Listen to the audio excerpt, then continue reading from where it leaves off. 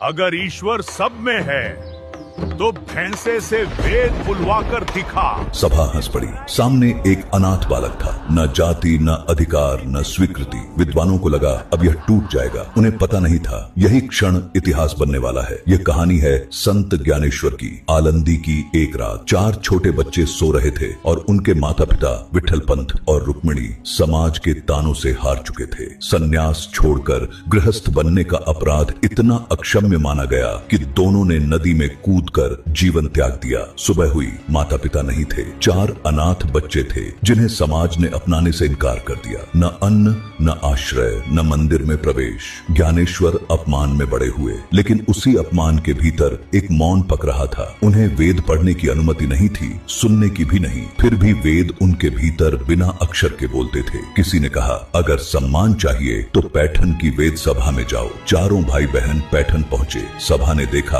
और हंस पड़ी। एक अनाथ बालक वेद की बात करेगा। ज्ञानेश्वर ने कोई श्लोक नहीं सुनाया, बस पूछा, आत्मा एक है और ब्रह्म सर्वत्र है, तो ज्ञान पर किसी एक वर्ग का अधिकार कैसे? सभा तिलमिला उठी। तभी व्यंग्य आत्मा आया। एक है तो भैंसे से वेद बुलवा के दिखा। ज्ञानेश्वर ने आंखें बंद की, क्योंकि जो भीतर सुनता है उसे बाहर बोलने की जरूरत नहीं होती। भैंसे ने सिर उठाया। उसकी आंखों में अजीब स्थिरता थी और उसी क्षण वेदों का भाव प्रकट हुआ। सभा की हंसी वहीं जम गई। जो उपहास था वह भय में बदल गया। पंडित स्तब्ध खड़े थे, क्योंकि चुनौती व्यंग्य की थी, उत्तर सत्य बनकर सामने खड़ा था। उसी दिन तय हो गया कि ज्ञान जाति, दीक्षा या भाषा का मोहताज नहीं। ज्ञानेश्वर और उनके भाइयों को सम्मान मिला। मंदिरों के द्वार खुले। यहीं से जन्मी ज्ञानेश्वरी जनभाषा में, ताकि ईश्वर केवल विद्वानों तक सीमित न रहे। कुछ वर्ष बाद आलंदी में ज्ञानेश्वर शांत बैठे थे। शिष्य समझ चुके थे यह विदाई है। केवल 21 वर्ष की उम्र में ज्ञानेश्वर ने जीवित समाधि ली, क्योंकि